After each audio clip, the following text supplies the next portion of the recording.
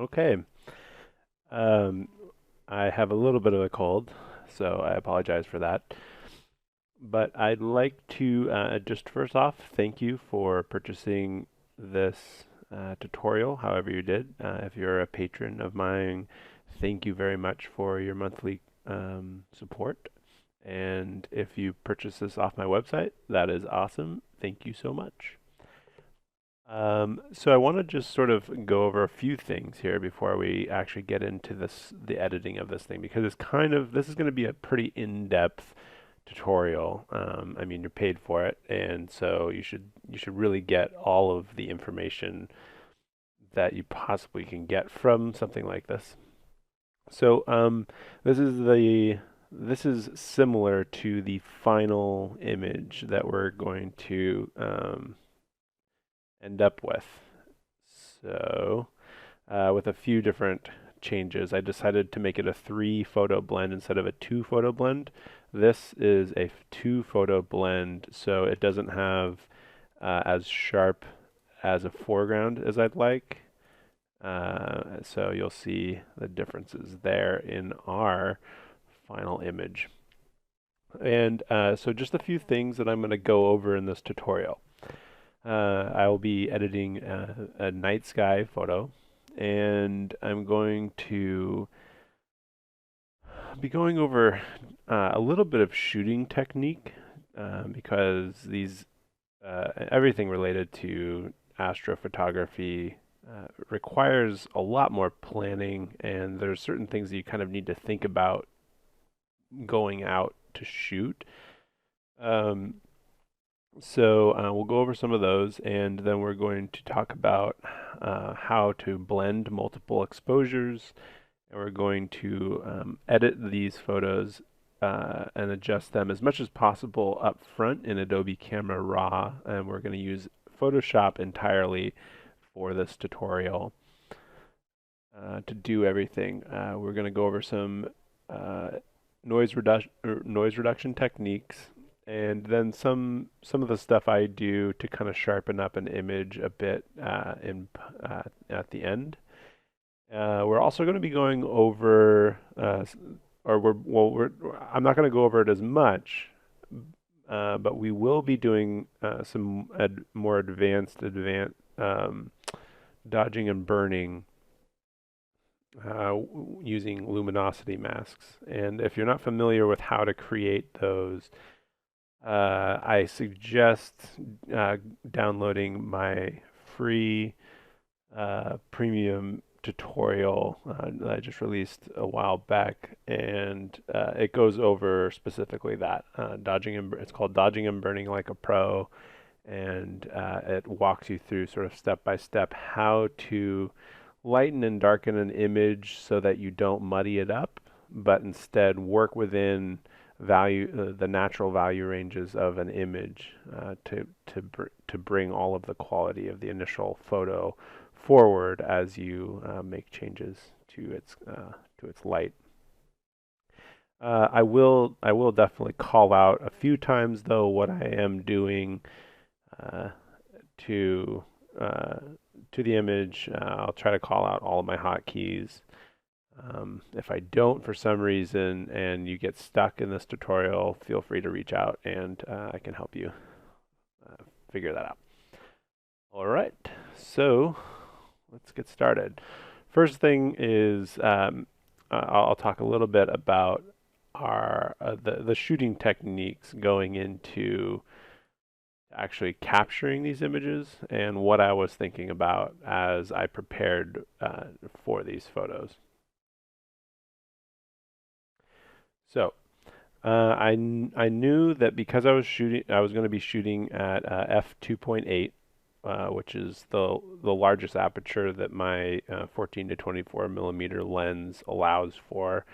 That I was going to want to focus stack the images, meaning I was going to want to take photos of the foreground and as sharp as possible, and then the middle ground as in focus as possible,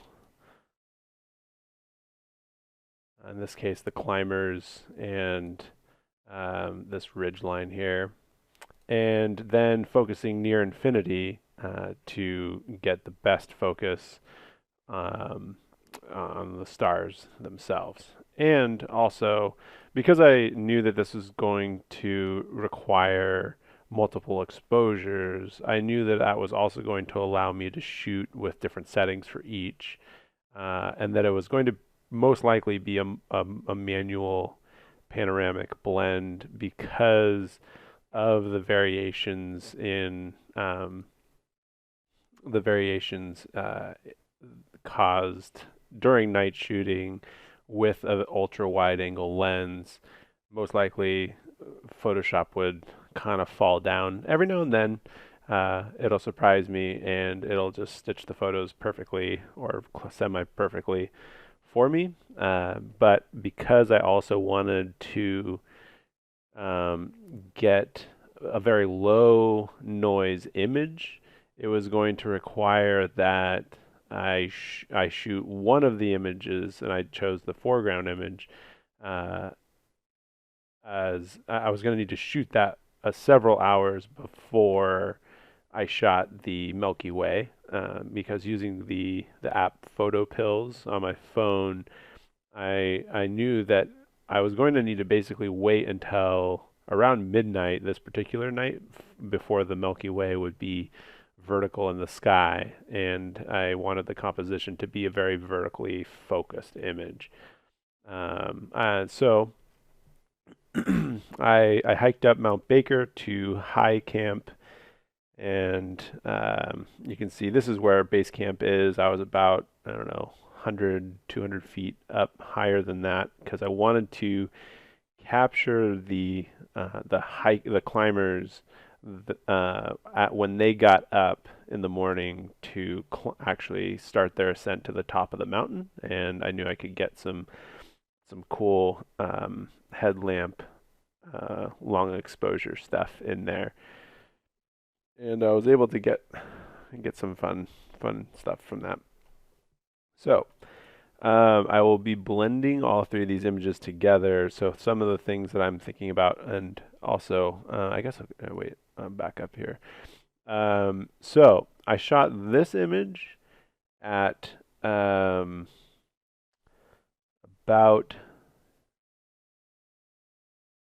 10 p.m., I think, which gives me a little bit, and I mean, it was much darker to the eye out, but it did still give me a bit of that twilight, that like the very, very end of blue hour light to work with. So it gave me a little bit more information, color information for my foreground, which is really nice in twilight blends, and that's primarily why people do that.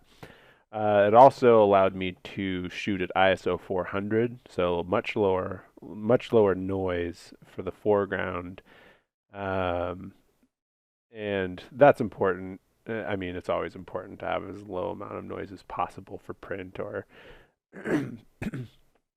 for a high quality image overall. So I shot this at f8, ISO 400 for about 301 seconds.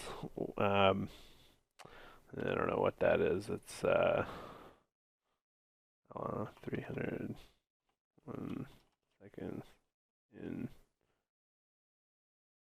minutes. I'm a math dummy. All right, so that's like 5 minutes.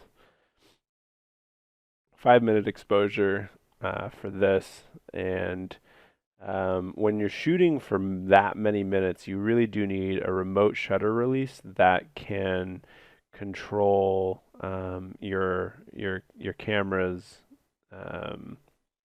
what's it called? It's called different things on Canon and Nikon and Sony, I think.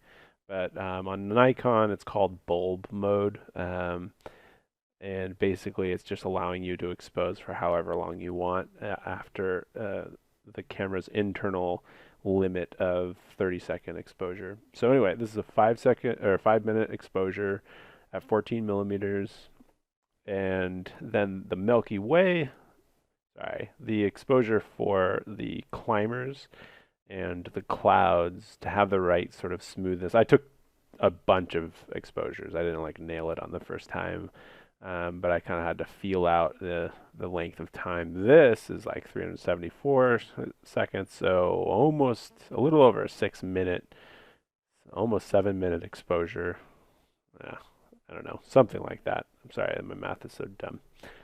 Um, so you get that sort of really nice, silky smooth cloud coming across, and then we're definitely going to want to keep that in the final image.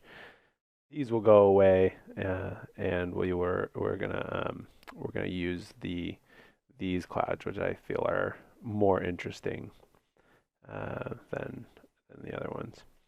Okay, so this was shot at ISO 8000 for about 15 seconds, and so you can see some of that noise in there. You can especially see the noise in the clouds, and we'll go over how I deal with that particular situation where where the most noticeable noise are in clouds, and we'll blend it together with the other images.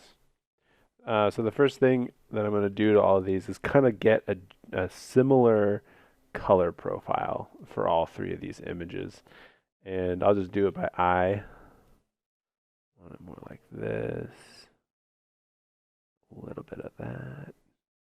I don't really push tint very hard ever. Um, I I generally like it to be.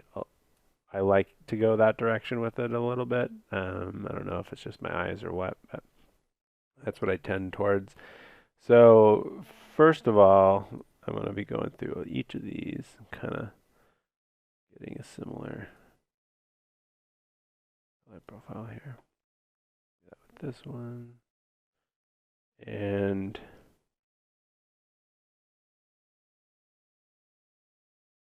okay, so they're a bit colder.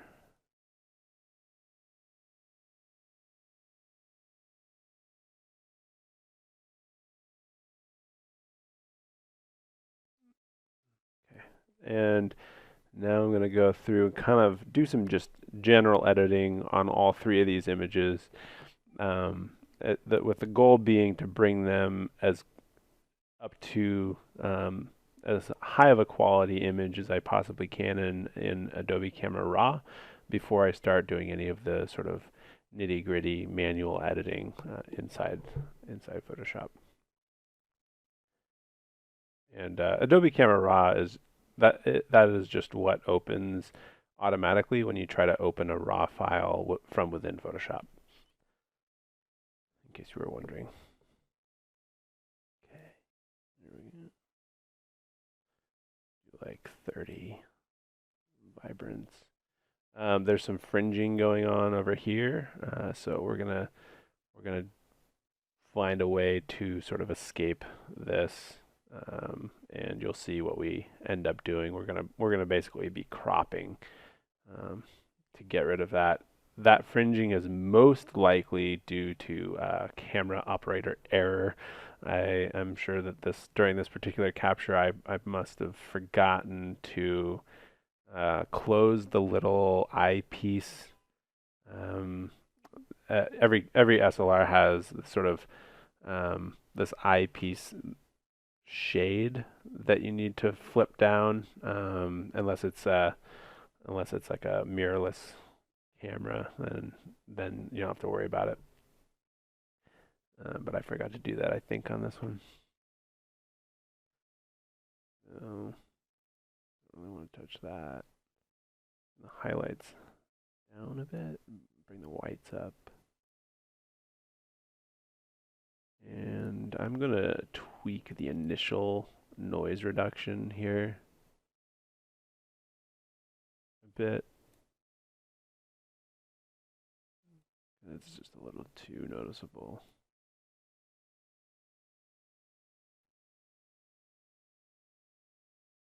That's better.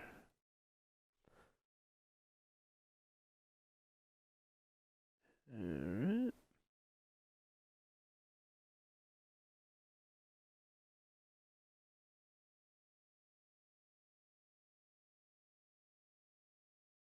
I almost never touch the clarity slider because I feel like I mean, it'll initially it'll seem like it's giving you some good results, but it's doing it a little heavy-handedly, in my opinion.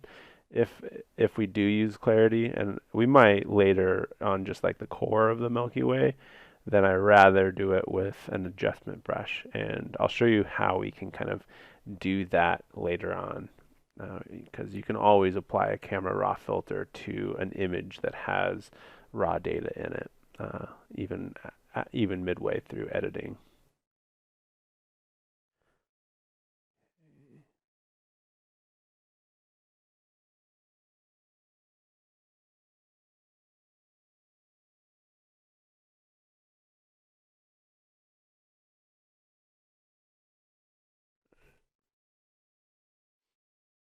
Okay, we need a lot more of this. I'm going to just bump up the overall exposure a bit. The primary stuff that I want out of this image is this piece here. Um, okay, bring the vibrance up here.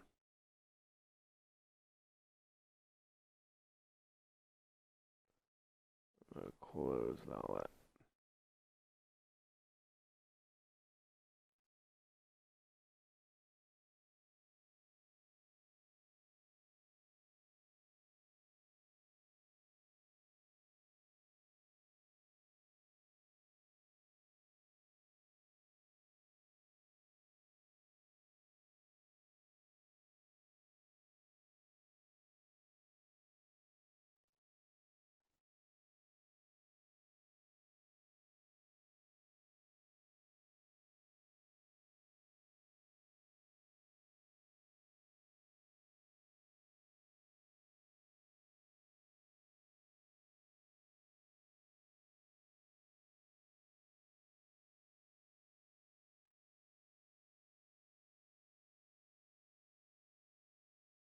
Okay,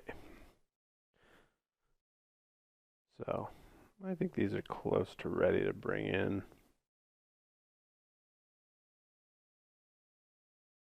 Photoshop, we can do the rest, massage the rest as we go here. So I'm going to open those.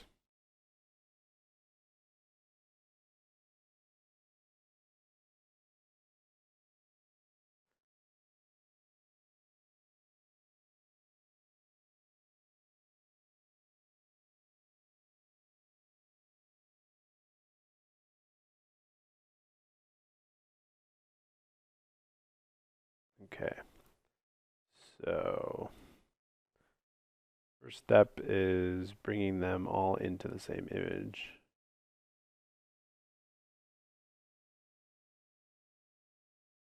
That's layers.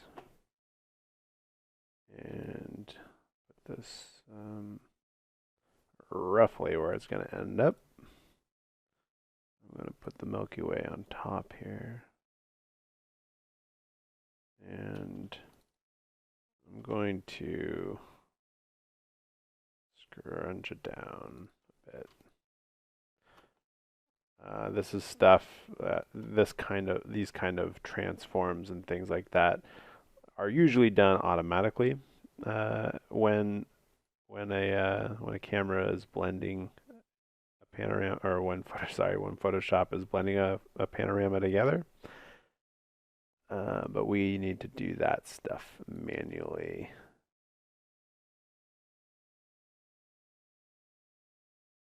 Let me just see if I can get rid of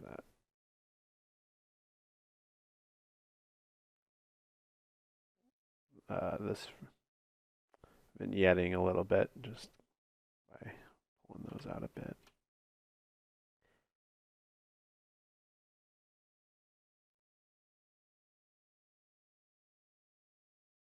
Okay. Let's see. Now I'm going to want foreground to be next after this image. So I'm going to create a mask here and paint with 100% brush on 100% opacity. You can use a slider here or type numbers. So if you type 1, sorry, if you're in a brush and you type 1, it goes to 10%. If you type 0, it's 100%. Just gonna brush away up to clouds. I'm feathering my brush as much as it'll go by holding Shift and pressing bracket.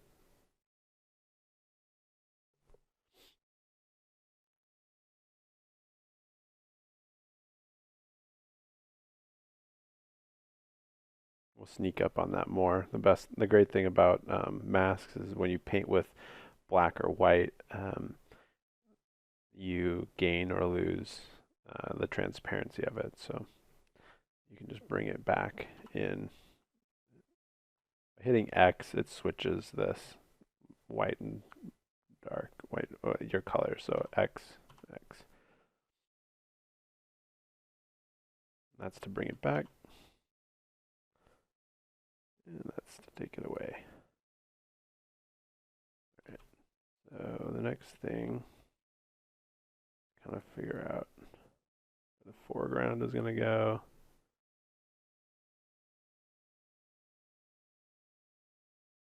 And then we're going to roughly paint out the edge of the rocks. Move this up a bit.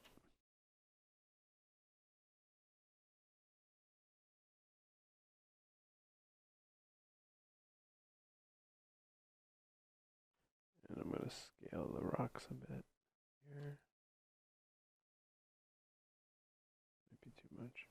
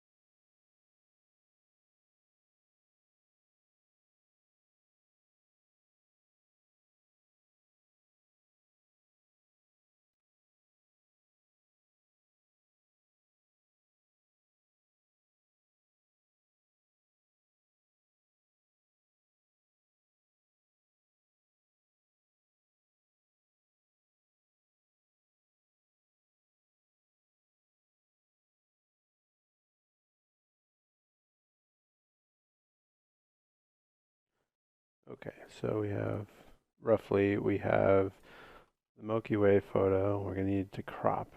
Luckily, we needed to move this over anyway so that it lined up with this here. And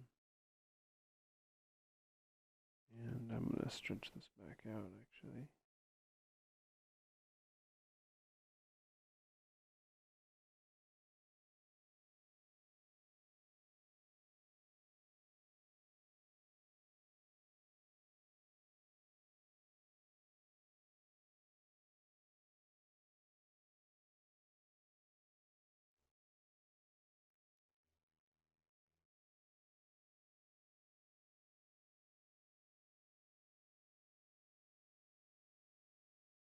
So let's crop it.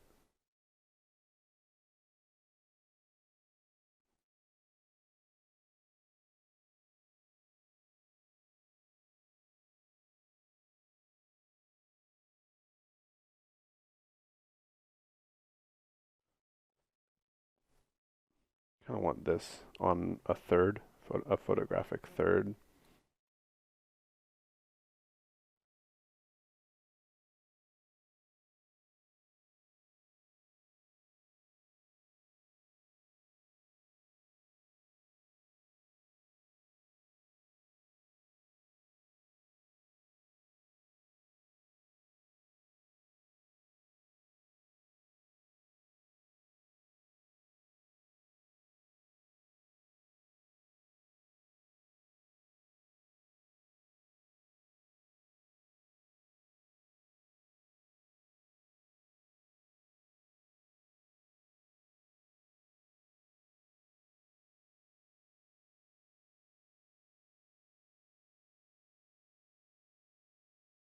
Okay, get a little more detailed here with this painting.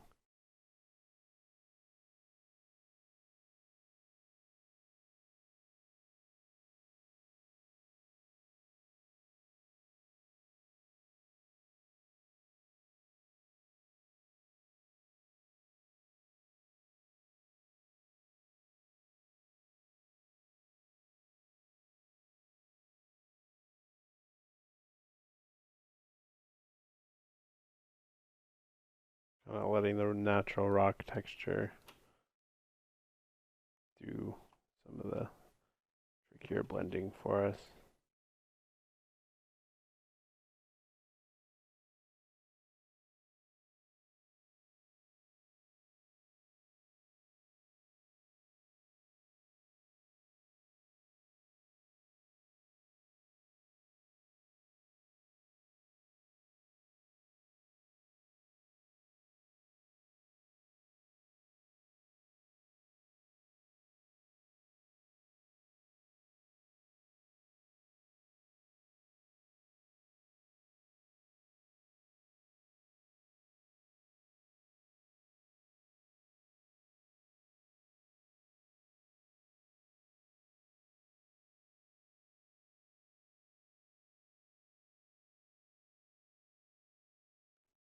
You can see we're definitely going to need to adjust the color here. Color temperature is a bit off for sure.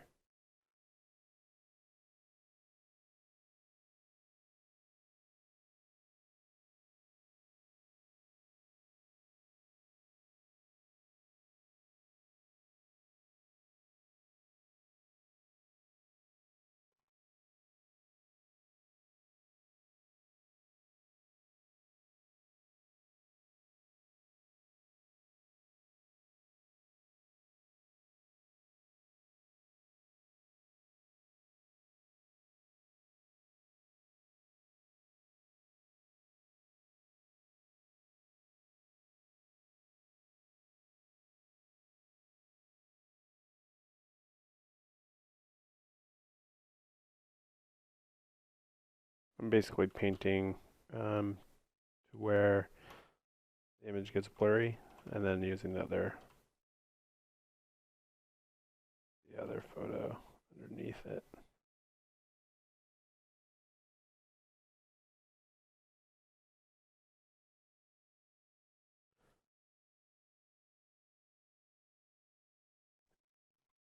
And we'll speed up the rest of this part. You can get the gist of what I'm doing here.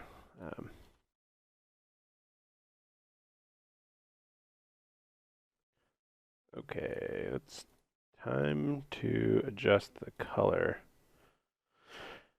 temperature here. So I'm gonna try to use Adobe Camera Raw to tweak that a bit.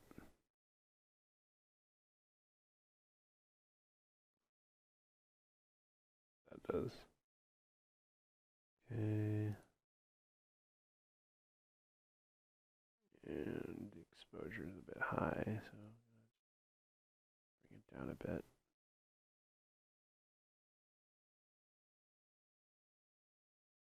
Okay, so I mean, this is giving us some focus stacking, and looks like we can tweak that a bit. You're seeing some value shift in here. I'm trying to get this a little bit closer before we go any further.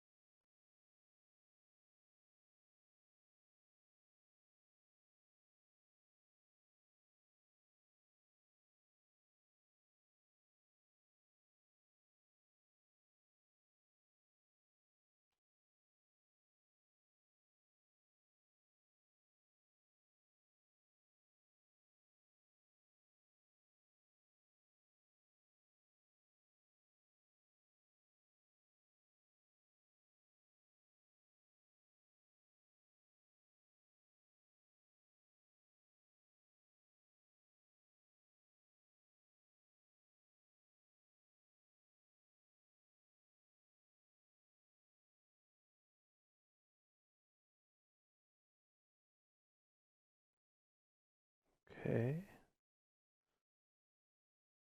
This is starting to come together a bit more. There's always a sort of freaky territory right in the middle of a complex edit like this where it starts to feel like maybe it's not going to work, and um, that's always a little bit terrifying because after you've spent however number of hours, like this probably took like 20 hours total to kind of plan out the location, get there, hike there, sleep on and off, and then shoot the different photos that you need. And so it's always a little bit scary for me. So the next thing I want to deal with before I start any of the editing on the stars is to kind of do some of the noise reduction in these clouds, because that's the highest. That's the thing that sticks out to me the most in this image right now. And we're getting close to, we're pretty much beginning the edit now. We've massaged everything into place for the most part, and after this noise reduction pass, we're going to go through and start bringing this Milky Way out a bit more. Probably do like a little bit of clarity with an adjustment brush in that, and the camera raw. And then bring this more up. I think it's a really kind of interesting element to the photo to have the sort of humans as lights. Headlamps are always these basically stars that are on the ground to me in a lot of images that I take. Let's see here. Okay. Noise isn't as bad in these clouds. Kind of want to leave it alone. Also looks like we're going to need to do some hot pixel cleanup. Yeah. So what I'm going to do, because I don't want to mess with color or noise reduction nearly as, like, we're going to push it pretty hard in these clouds so they sort of match the smoothness of these clouds. And if these stars were to be pushed that far, then the noise reduction algorithm would actually start taking the stars away too and blurring those down and making it all muddy and terrible. So we don't want that. So what I'm thinking is we'll mask out the stars on a duplicate layer. So I'm just going to duplicate this thing here, and then I'm going to go to Adobe Camera Raw and zoom in a bit to these clouds, and then adjust the luminance noise reduction under the detail area. Luminance noise reduction. And see what that gets us. Not nearly enough. Crank it up even more. I'm going to lower the detail because there's almost no detail in these clouds. And like the whole point of those clouds are that they're sort of milky and smooth. So I'm going to bring down detail quite a bit. And just jack up noise reduction even higher. Even higher. Okay. And so it's good for the clouds, but you can see that you get this like blotchy, terrible mess with the stars, and that's just not, won't cut it for a Milky Way photo. So we're gonna mask back in the stars.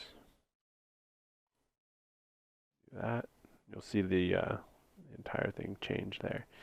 And then, because I can't stand looking at those stars like that for any longer, I'm going to bring them back.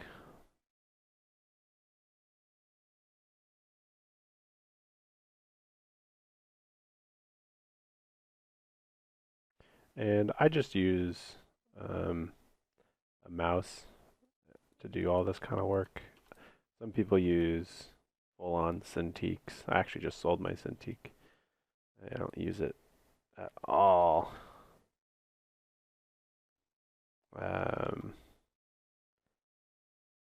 But you know, to each his own. If you have a Wacom tablet, sometimes that can be really helpful. I'm also left-handed, and so it's sort of frustrating dealing with Wacom tablets, Cintiqs, all that stuff, because it's all kind of for I have to go in and like adjust basically all the hotkeys of Photoshop to a completely different layout so that I can, you know, paint and adjust with my left hand, and, and the mouse is on the right, and it's just complicated. All right.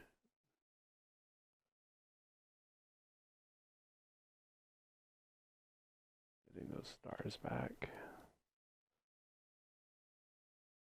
Trying to leave as much of these little bits of cloud that fog up the stars, because I kind of dig that in an image. I don't try to remove any of that.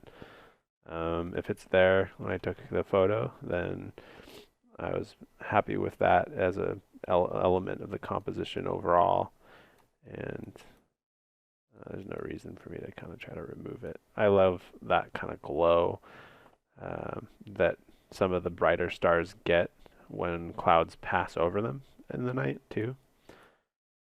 And let's see here, getting a bit of different layer showing up. Oops.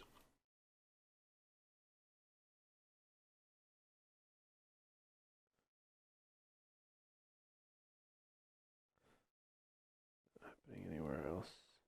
Yep.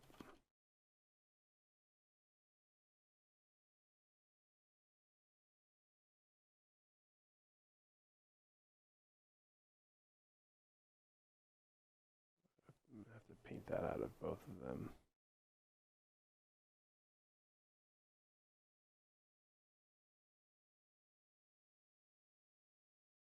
So again, I'm using masking to do that kind of work. These are masks, and this is the button that makes them. Paint with black or white. White adds information of the photo that's being masked, and black removes information and basically adds transparency. Do it at different opacities, and we're going to get into more of that when we go into the dodging and burning portion of this whole tutorial. Okay. So the next thing I want to take care of, and I'll probably just speed up the video for it, are these hot pixels that I got here. I didn't do any noise reduction or cleanup in camera, which tends to take care of that pretty well. But when you're looking at 6 and 7 minute exposures, the noise reduction in camera basically doubles that time. So it would be like, you know, 14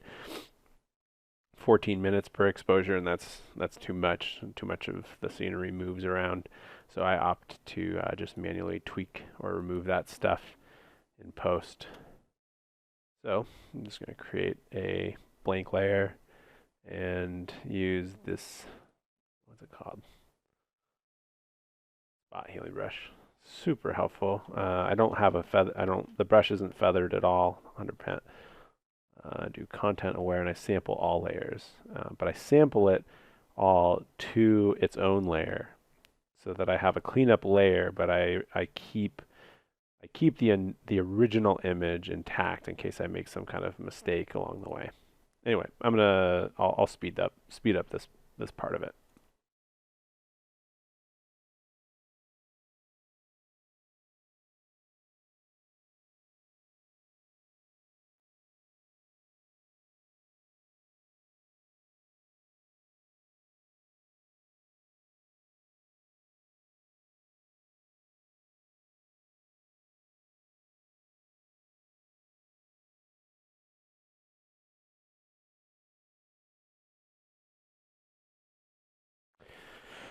Okay, it looks like we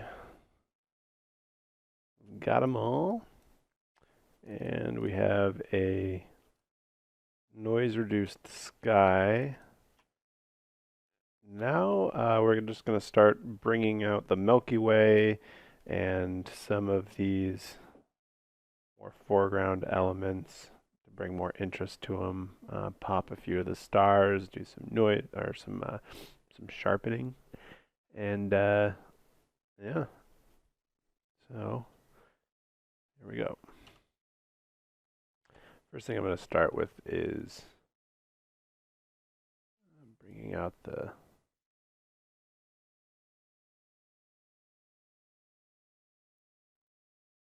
Milky Way. So rid of that. I'm going to do camera raw, and like I said before, we're going to see what we can get from an adjustment brush with a little bit of a clarity slider. See if we can't pop the Milky Way a bit here. And if your settings aren't set already to something similar, yeah, I mean, your photos will be different. Every photo is different, so you're going to need different settings. But this is basically what I'm working with. You see like a +10 with clarity. I'm bumping the whites a lot. I'm bringing the highlights down. Maybe I don't need to bring them. Yeah, I do. Keep those. I'm gonna keep the highlights at 0 because I don't want to mess with too much of the overall value, or else you'll start to see the edges of of um,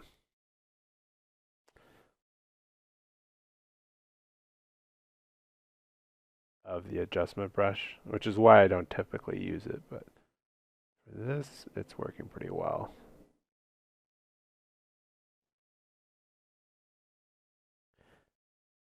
And I'm going to actually see what bumping the saturation a bit on the Milky Way does. Don't want too much.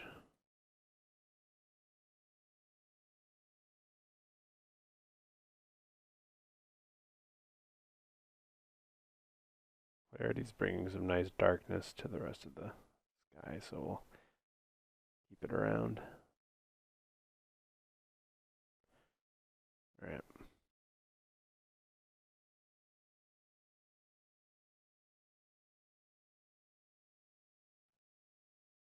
Okay on that.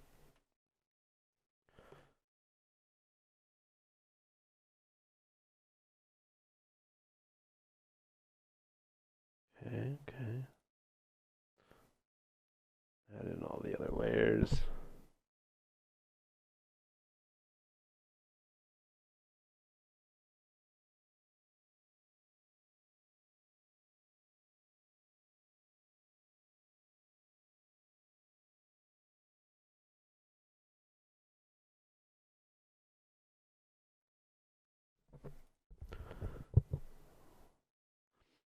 Okay, so now we're going to get into the dodging and burning a little bit.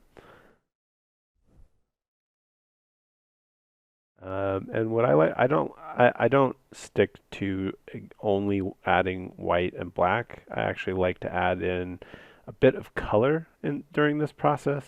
It is adding, so it's basically doing some manual adjustment to color temperature. So it can get tricky, and if you don't want to do that, um, then just stick to white and black to lighten and darken. Okay, so the way I dodge and burn, and I'll just kind of cover this quickly, but it is in the free dodge and burn like a pro tutorial that is also available from me. It's on my site, and it's all available to all patrons.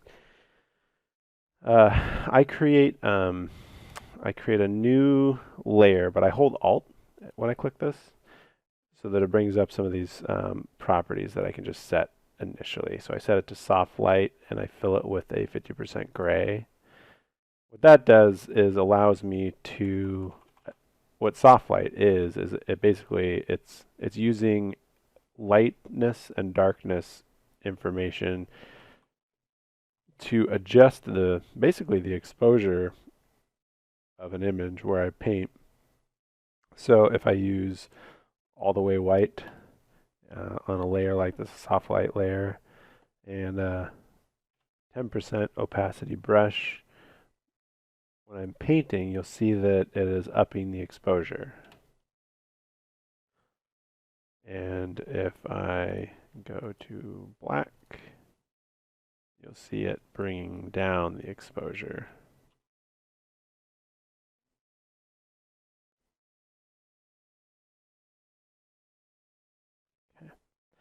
But what we're going to do is we're going to combine that with a technique called luminosity masking. And in order to do that, so what luminosity masking is in a nutshell is it's using the lightness and darkness of the actual image to create more accurate and complex selections based on the lightness and darkness of the photo. Lightness being 100% of the information, all the way white being 100% of the information in a photo, and black being zero information or completely opaque. And so completely transparent. So what that is going to allow us to do is paint into the lights of an image and more precisely select only the value ranges that we want to edit. And you'll see why that is useful. So in order to do that, I'm going to Control-Shift-click the RGB layer to create a selection in the channel for RGB. With that selection selected, I will create a new channel from that. And what that is going to do, it basically creates, I'm going to deselect that now that I created the channel from it. What that does is basically, this is just a grayscale image of the overall photo, which is a good starting place. That is like that is an accurate representation of the value range, the total value range that is in the current image all up. But we want to basically create steps of lightness and steps of darkness going both directions from this channel. So I'm going to Control and then click this channel to create a selection from it.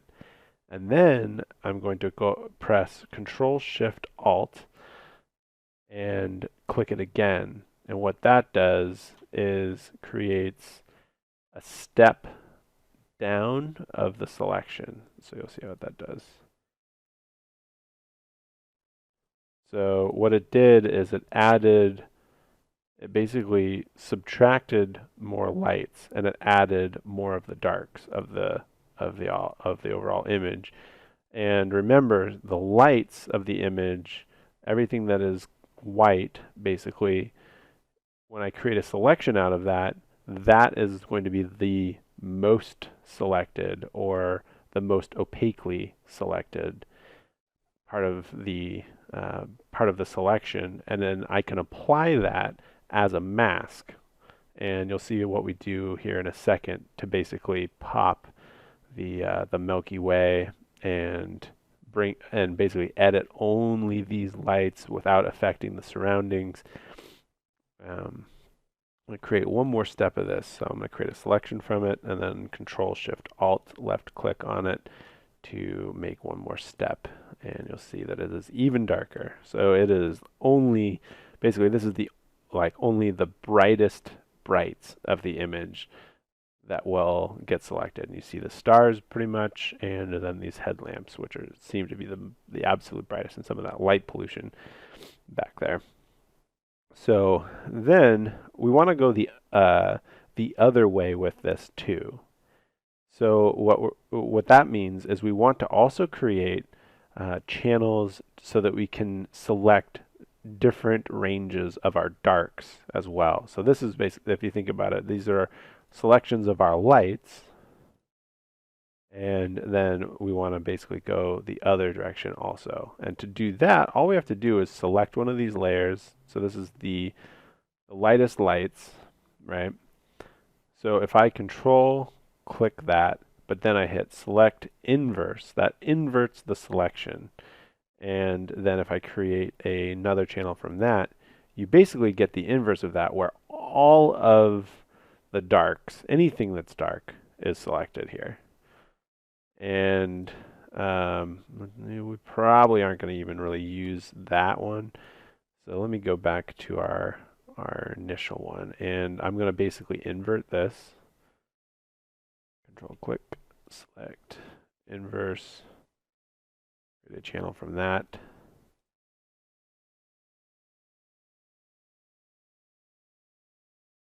There's a lot of darks in our image, clearly, because all the white in an inverted selection represents the darker side of the value range here. So I create one more from this.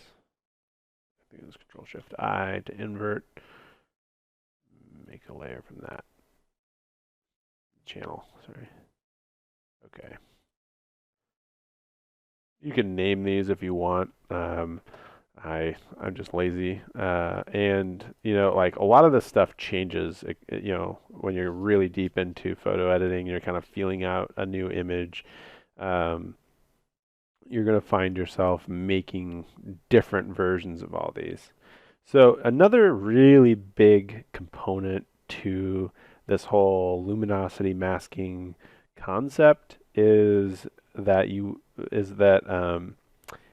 can also, and I recommend manually targeting a value range. So what that means is basically using a levels adjustment and adjusting the tone curve of one of these channels to create a custom luminosity mask. So I'm going to do that now based off of what we need for the overall image. So I'm going to think about this here. So the first thing that I kind of want to bring up a little bit are the lights through this section. I want to like just pop the interest of these, see how much detail I can get out of the snow through this little part right here. So I'm going to try to target that as much as possible without painting anywhere else. So like if I created a dodge and burn layer and I just started painting with light and dark, I tend to like to paint with a color, like slight color, so that there's a little bit of hint of color and a little bit more saturation when I paint lights and darks. Paint within. So if I were to just paint like this, you can see that it's bringing up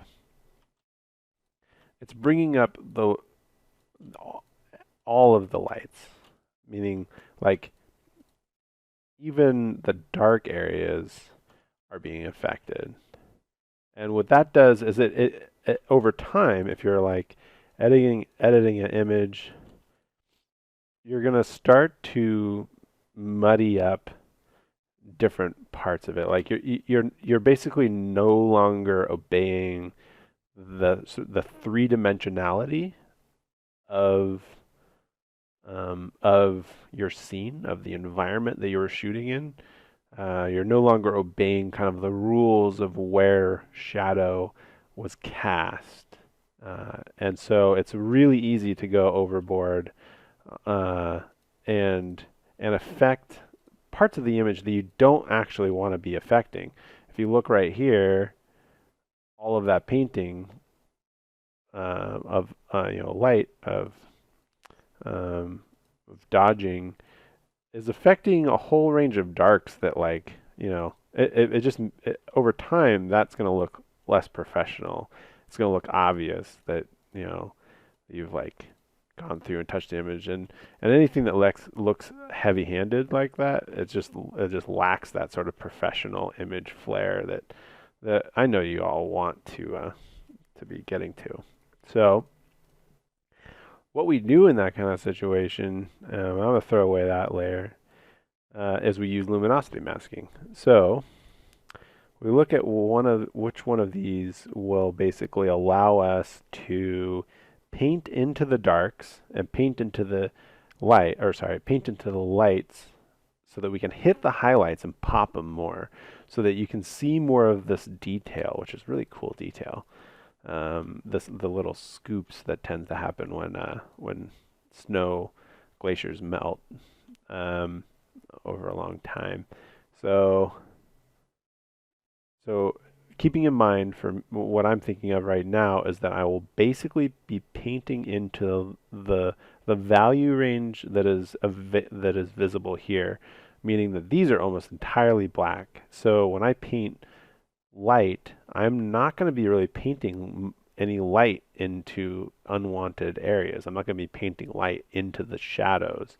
So I'll continue to obey that, and basically you'll see the difference. I'll show you the difference of what I'm talking about here. So I'm going to create a selection using this second one here by control clicking it, control left click. Then I go back to the layers. I'm going to alt left click to create a new dodge and burn layer. I changed the blending mode to soft light and I set it to fill 50% gray.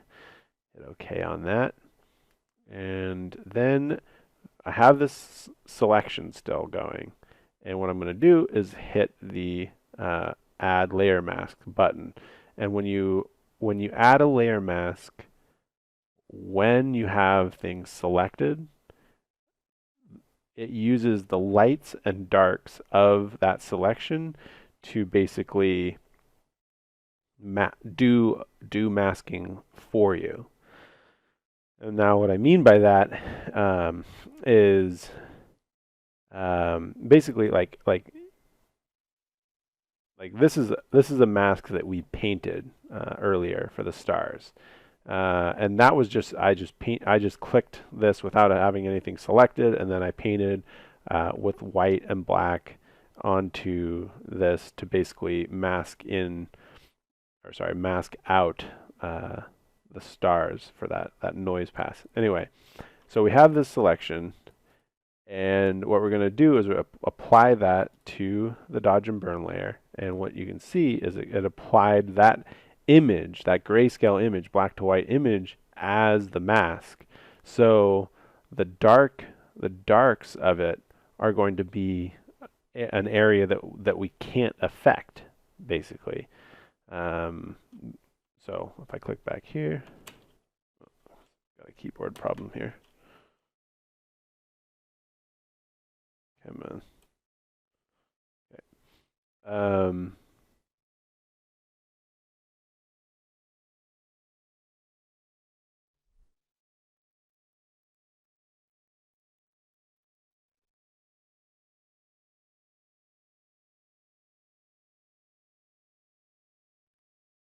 Okay. So applied that layer mask, and now we're going to paint into this area, and you'll see the difference here.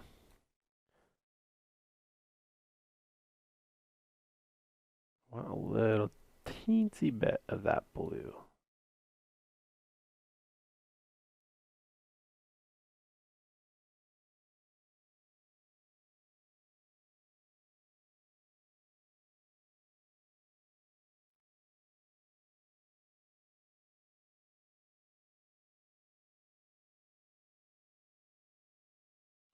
And so I'll take this moment to say that when you're when you're doing more advanced post-processing of images, you the thing that you do the most is you tend to sneak up on things. Like you don't want to see like a huge change. When I'm painting in at 10% opacity, I don't want to see like a big shift in the tones in my image. I basically want to just be touching these so that I'm getting a bit more of that detail. Right now you might be thinking like that looks the same, but it actually doesn't. We added a bit more lights in there.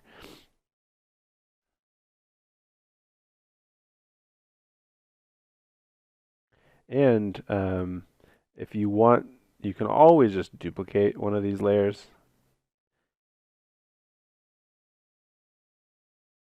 to double all of it. And then if it's too bright, which I don't think this is, honestly, but if it is too bright, you can always just adjust the opacity down on one of those layers.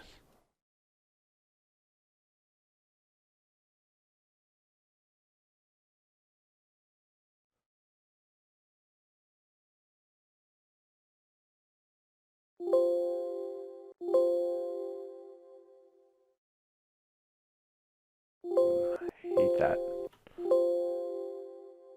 Freaking Windows. Okay.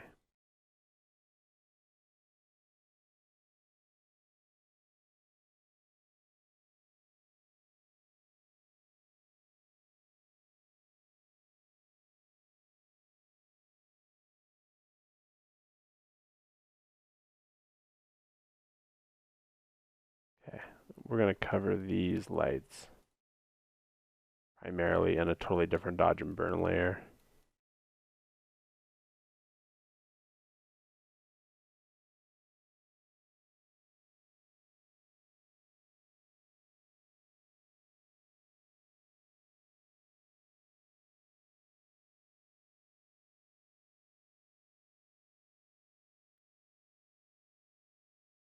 Okay. Before dodging and burning. After. Cool. Brought it up a bit. Okay. So I'm going to create another dodge and burn layer. And this is going to be so targeted that I don't foresee needing to even use luminosity masking. Because in this case,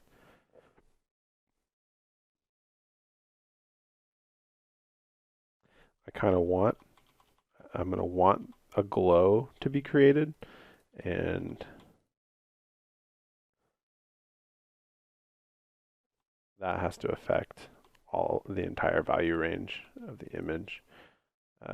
If I want it, I would to bring these areas up, like where it's clearly cast shadow. Then I use luminosity masking to target more.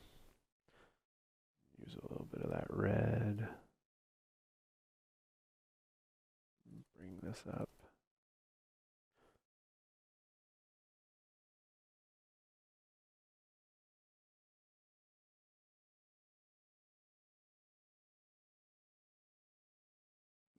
Tents down here have these cool colors in them. Bring that up a bit.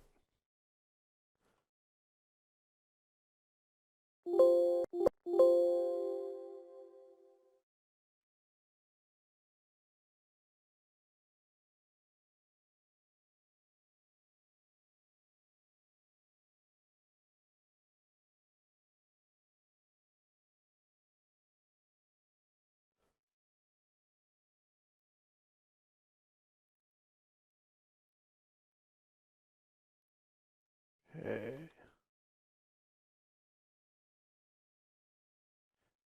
You don't want to ever go too overboard on anything, but especially when you're doing, see, this part got a little too crazy. Undo that. You never want to go crazy, too crazy on dodging and burning. Okay, so this is our glow layer pretty much. And it's a style thing too. It like you might not like this, and by all means don't do this. But I love it when I can bring the stars up a bit more.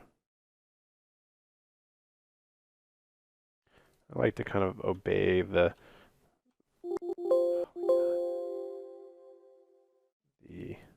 shape of the star, even though, you know, it's basically just getting a sort of messed up shape because of whatever irregularities in the lens curvature, that's going on. I don't know, there's Actually shaped like that in real life out there.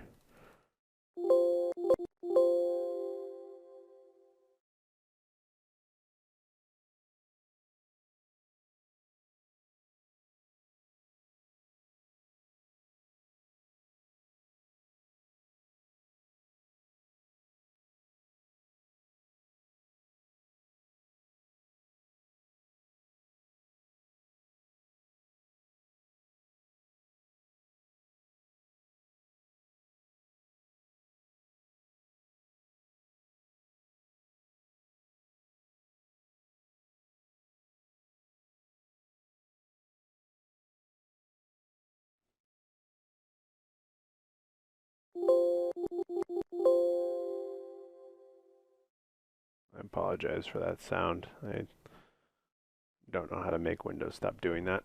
If you do, though, know how to make that sound that happens with Photoshop when you use a lot of zoom, like with Alt and space, by all means, let me know.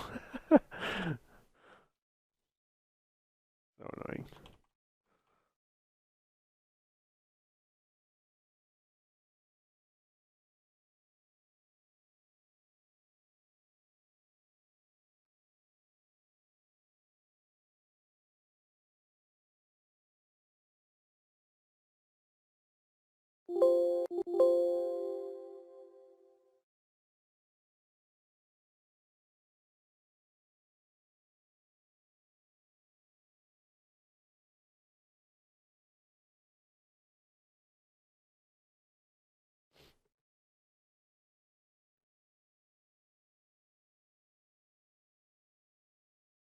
Okay, I'm going to do a Milky Way only pass to bring the stars up. So what I'm going to do is on top here. Okay. Channels, and I'm going to see which one will work for this one, but we're going to create a this is going to be a manual luminosity mask. So I make a duplicate of the, I'm going to call this one something, Milky Way manual, and I am going to select that channel and hit Control L, which will bring it will basically do a levels adjustment on it. And then what I'm wanting is to only basically select the Milky Way's brightness. I don't want any of this other stuff to get affected, really. I just kind of want to like bring up some of the cool lights that are going on behind these clouds. And I want to bring up the brightness in different parts of the Milky Way itself and see if I can paint with some color in there to kind of coax out a little bit more of the colors going on there. So bring the brightness up pretty high. Then I'm going to shove down the darks of the image. This can be tricky sometimes because it can make you paint in noise where it wouldn't normally be recognizable. You gotta watch out for that. Try to minimize it as much as possible. So I'll do that. Create a selection out by control clicking it, and then apply that as a mask to dodge and burn layer that we created for it. And then I'm going to paint with this sort of purpley color, but you know, a much lighter version of that, because we want to bring it like almost to all the way white, so it's the brightest possible.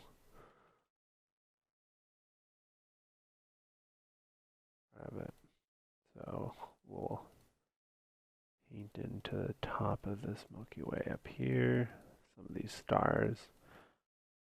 Now, because of that masking, we're only really affecting the stars pretty much, the lightest parts of the sky, and we get to sort of ignore the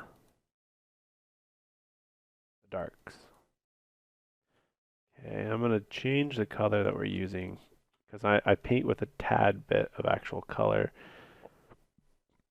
So I want to kind of mimic the actual colors below it that are in the Milky Way. Sort of a warmer.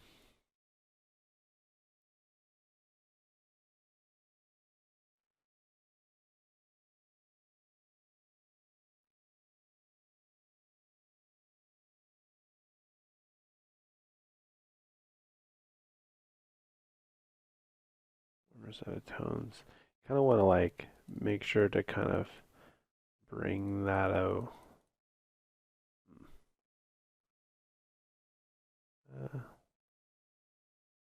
See here. Some kind of annoying. I don't think we totally masked that out. Yeah, there's some blurriness in there, so I gotta be careful about that.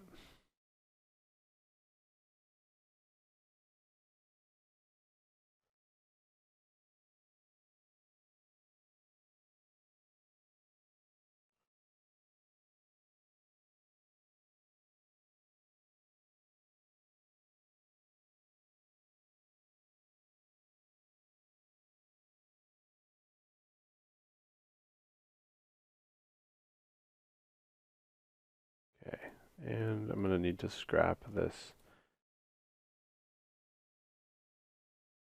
manual adjustment, and I'm gonna need to make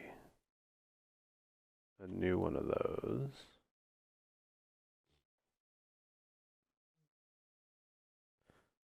Okay. Deselect, duplicate. This is going to be our manual Milky Way. Control L.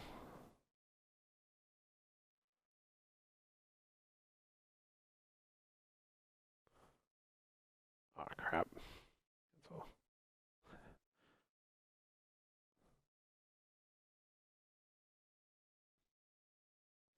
hide this. Alright. Try again.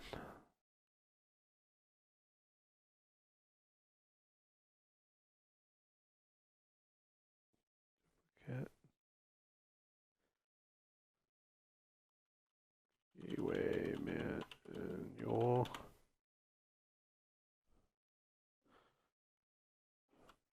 Control L.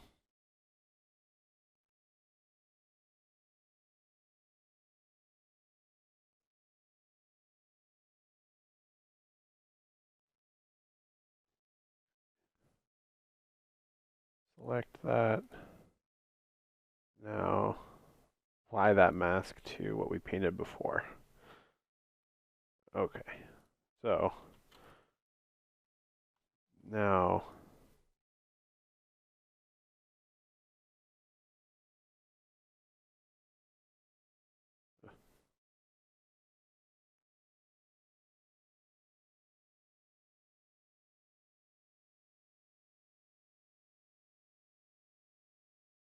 there we go.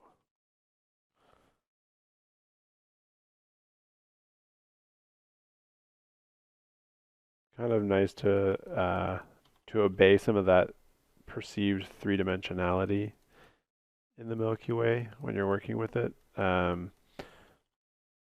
So you just sort of do that. You'll find your own way of stylistically of what you like.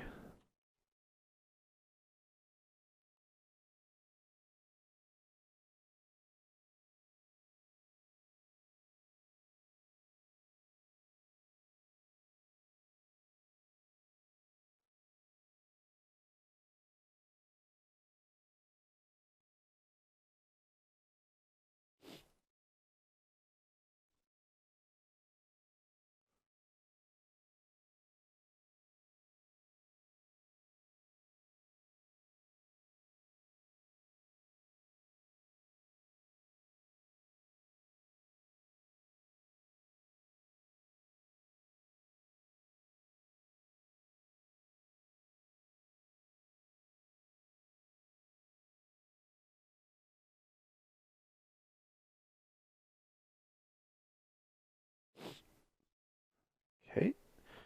Now tweak that color balance a little bit in through there.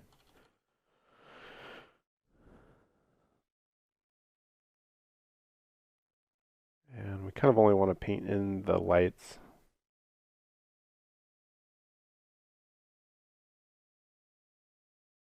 These are all wrong pretty much. Don't need them anymore anyway. We'll work from this one, create some new stuff.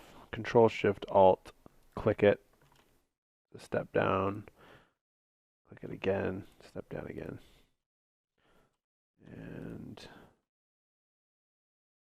I kind of want to work with that one. Control click that selection. And then apply that to our dodge and burn layer. And I'm wanting to cool it down a little bit so it kind of matches this a bit more.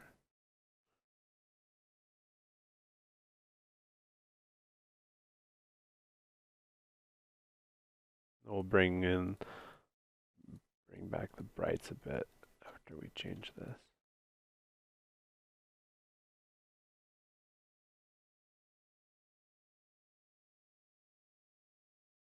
Okay, it's a bit closer. We don't want to change it too much. We don't want it to be noticeable. We want it to be sort of subconscious, like a lot of the stuff we're doing. Okay, so now I kind of want to bring in some of these highlights. I want to paint into those and just kind of bring them up a bit more. Bring a bit more interest into those. And do another dodge and burn layer. Sort of select and work from that color, but the brightest value of it. And then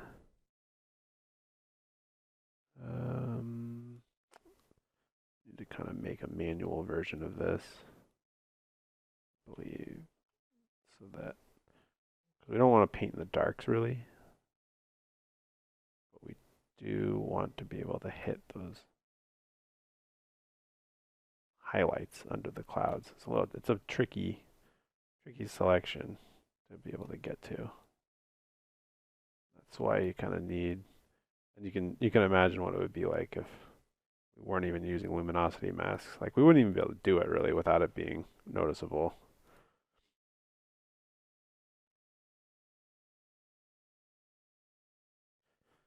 All right, now I'm gonna paint in. Oh, already.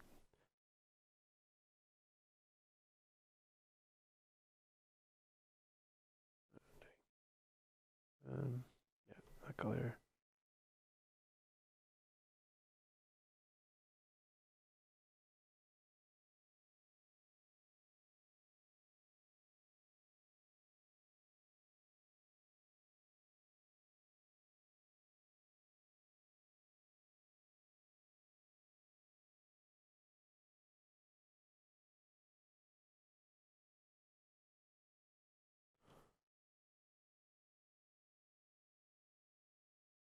Cool.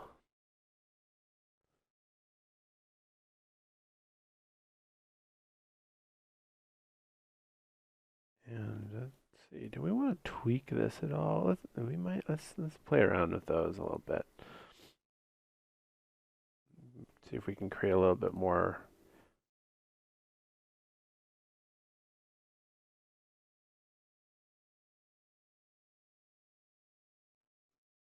Three-dimensionality in those. Might not be able to.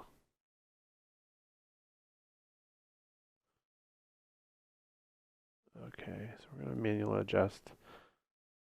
If you don't own it, by the way, a lot of the buttons in what this is called, Raya Pro, basically all of these buttons do a lot of the stuff for you. So like if I hit manual adjust, that will basically create do these steps for you. So want to duplicate this, and then hit Control L. So if I were to hit manual on that, it would just do those steps. It's really handy. It speeds up the workflow a bit, but not at all necessary. It costs like $40 if you can buy that and do it. But you know, you can also make your own actions too. Okay. So this is going to paint in a little bit of noise, which I'm not totally stoked about. That's an experiment.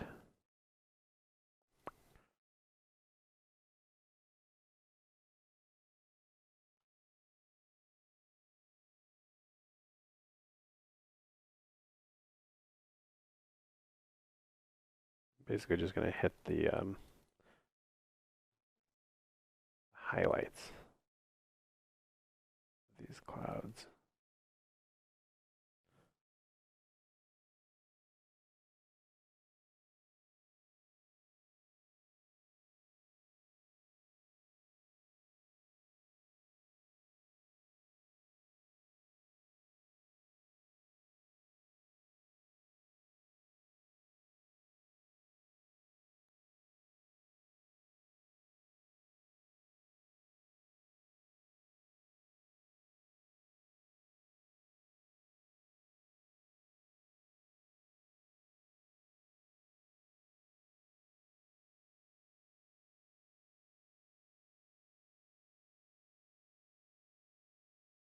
I like it.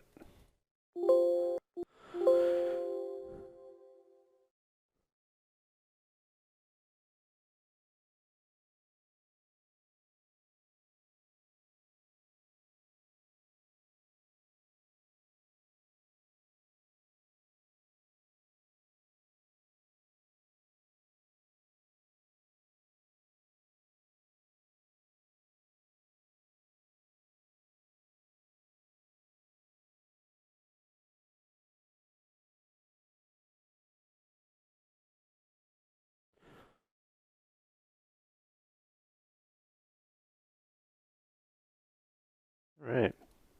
Definitely getting there.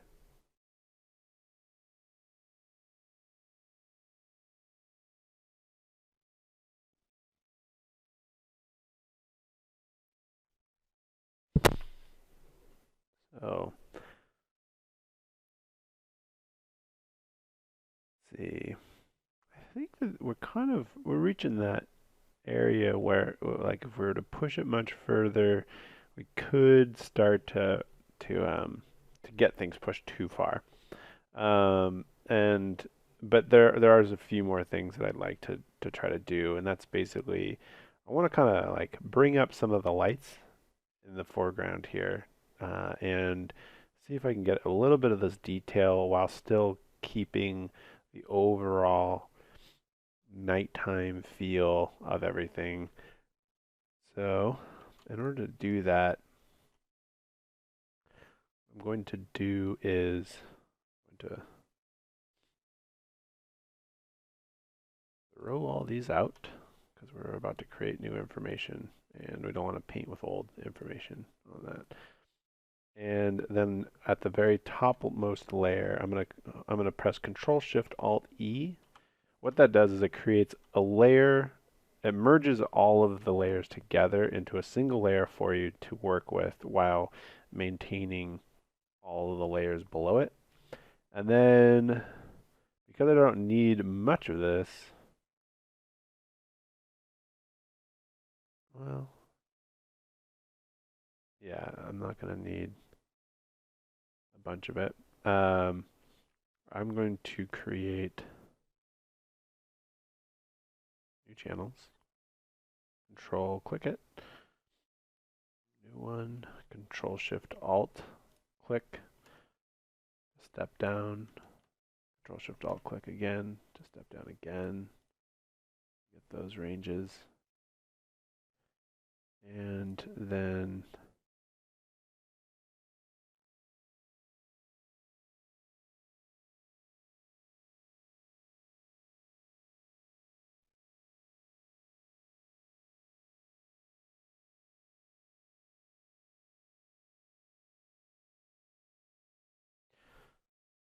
we're going to want to paint into the darks. What we're going to be doing is we're basically going to be hand controlling the contrast of our foreground through here.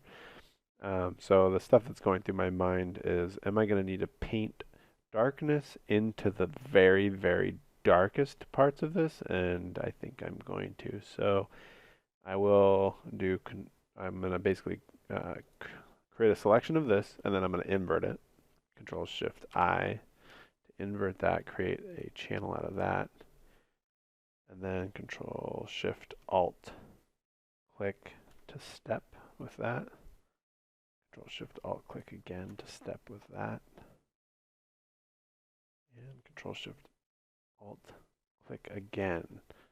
Step down even further. And so now you can see that the lights, like basically in this channel, this is like the darkest of the darks of this entire image.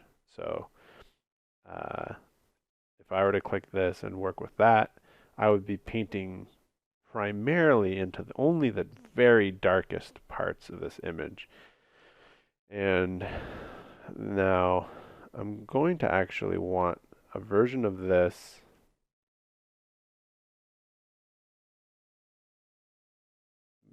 but I want to be able to paint into the lights of this whole section, but I need to make a manual luminosity mask for that. So I'm going to this manual foreground lights. Control L on that layer, and I'm going to bring it all up quite a bit. Bring the darks down back in though, and squish more of the brights, because I want to basically be able to paint in some of this, some of that, the sides of these. This might be too much. A little bit more value range.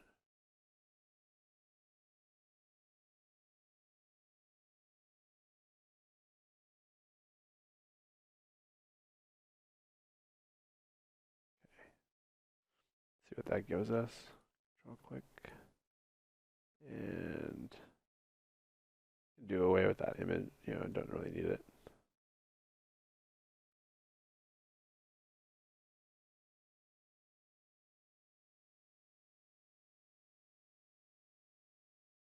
Okay. Now, it's really important to paint with the color a little bit. So you want to work with the color as you bring it up. And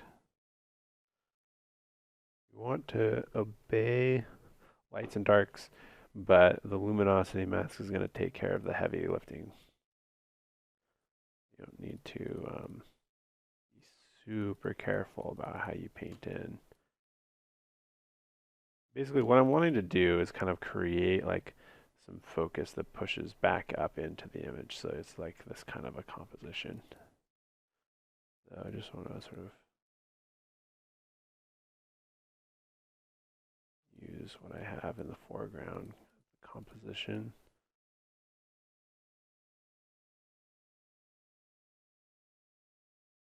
Just so you know, this is what it would look like if I was painting on it without a luminosity mask. This is where you really do need luminosity masking if you want to take it to this level. Advanced luminosity.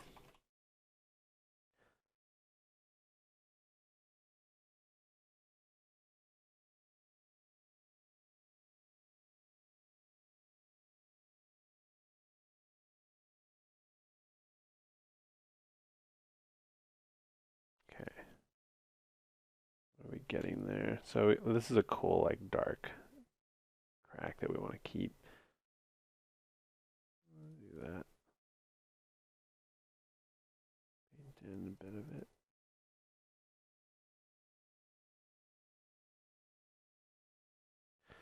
See what happens when we double that strength. Yeah, it's too much. Okay. And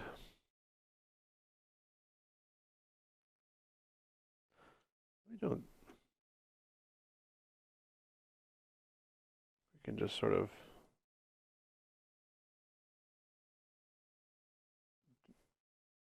bring down some of it altogether, darkness-wise. Just bring some darkness into it. And let's grab the darkest dark here. See how it's not totally all the way black? There's a bit of the actual color in it. It's not just zeros. Whenever we can help it, we don't go totally dark, totally black.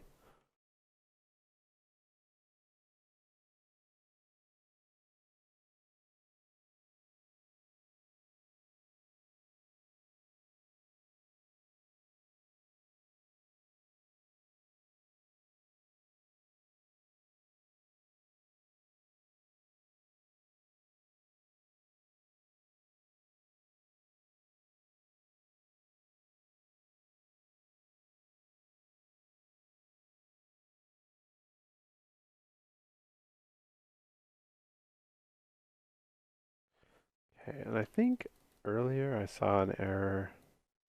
Yeah, here. Hopefully we can fix that with the mask change here.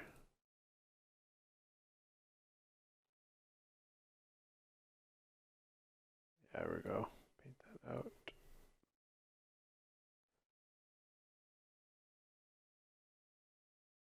Right. So really the last thing we have to do here is to sharpen the whole image a bit. It's coming along pretty well. So for the sake of this tutorial, I think that's probably good. I'm going to post this image and make a link here. Okay. So let's do some last minute little glows. And then we'll sharpen.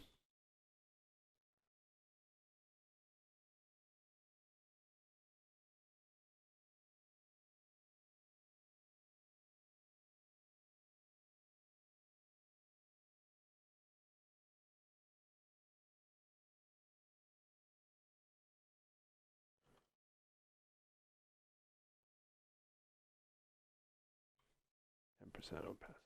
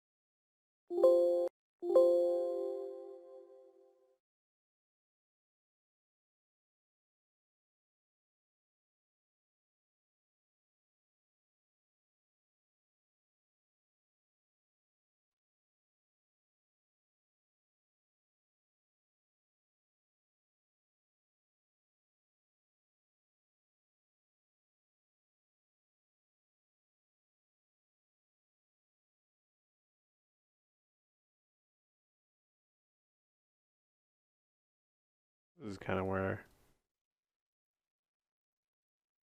you sort of decide how much you want to take some artistic license with stuff.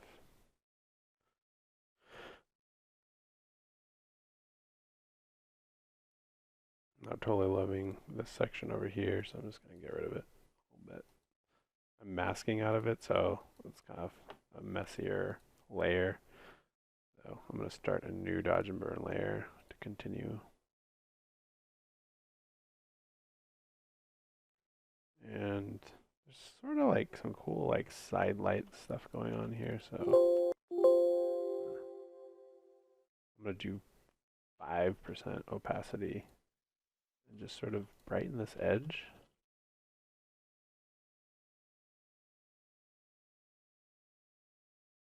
Connect that a little bit. Yeah, I don't love it. Get rid of one of those.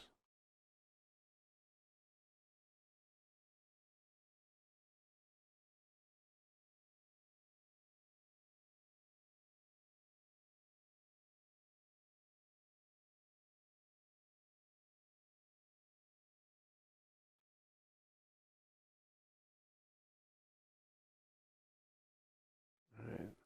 Do one more pass on the stars, see if I can get just a bit more out of those.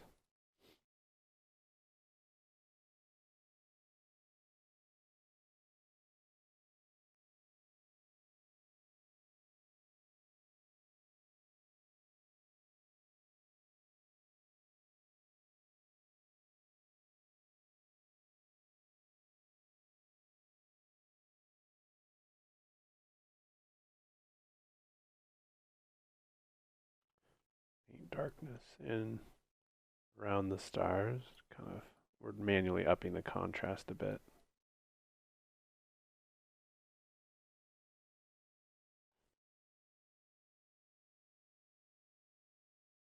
Mm.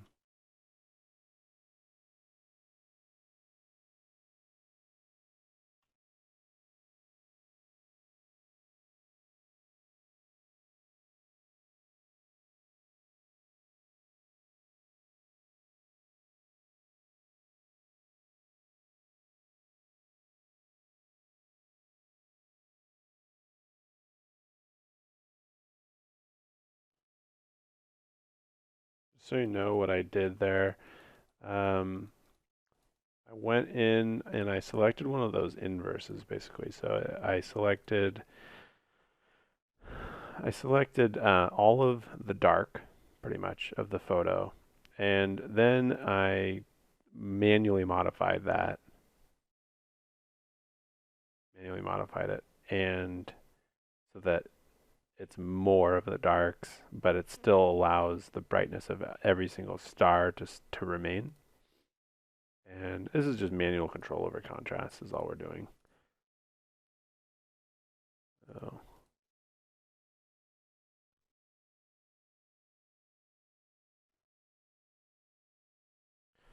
I'm going to undo a few of these steps. Just didn't like that area as much.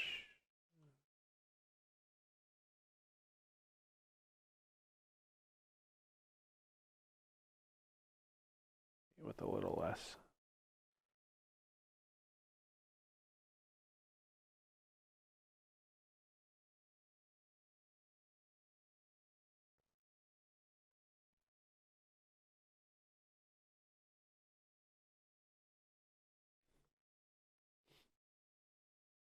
Cool.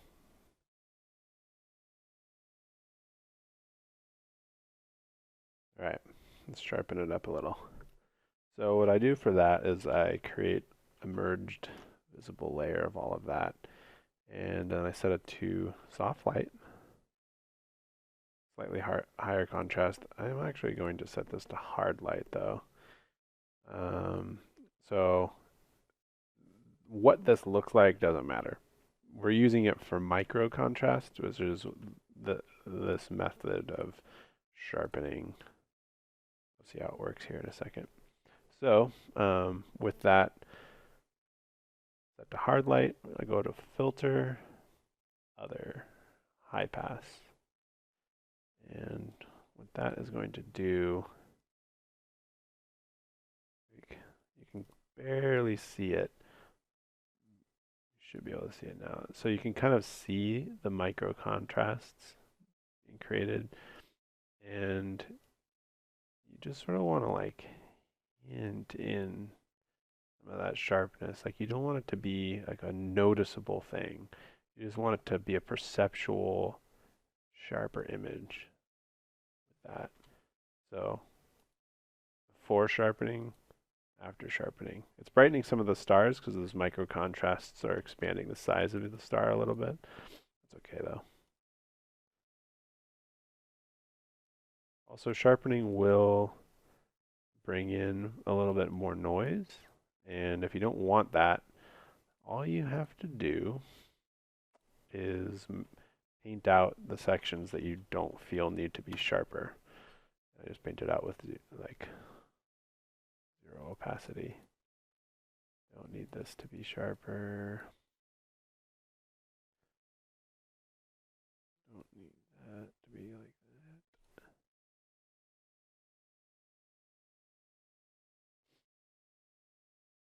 Primarily just sharpening that ridge and for this foreground. Sharp foreground. So you don't want the noise to be pronounced.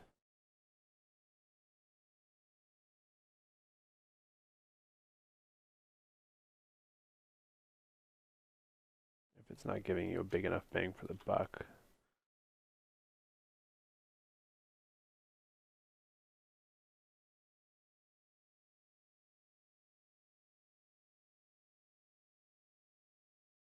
All right. There you go. So, I hope you pause this at some point. If not, you're a champion for sticking with this whole tutorial for almost 2 hours. But I promised an in-depth, multiple exposure blending, Milky Way, night sky, manual, panoramic stitch tutorial, and here it is. So I hope you enjoyed it. I hope you learned a lot from it. And like always, if you have any questions, feel free to ask. I highly recommend just subscribing to my Patreon for $5 a month. You get all of these more premium tutorials each time I make them. And you also support the work that I'm doing. And a third of your money goes directly to the Nature Conservancy. I donate a third of all revenue from my Patreon directly to the Nature Conservancy so that we can keep places like this beautiful and available for us and not available for, the oil industry, to be frank. I rather it stay wonderful. So if you could, that would be awesome to support me and the work for $5 a month.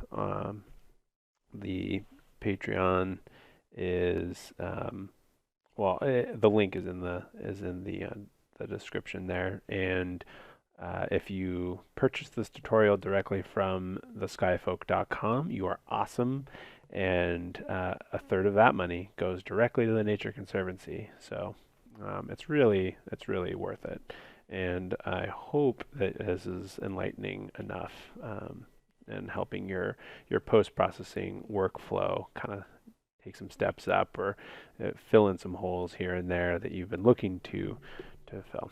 So there's a lot more stuff to come. As always, I prioritize these tutorials based on your feedback, the things that you would like to see.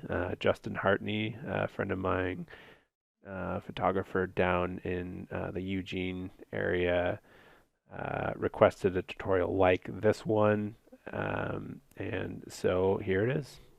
Hopefully you guys liked it, and again, let me know what you think in the comments. All right, thanks.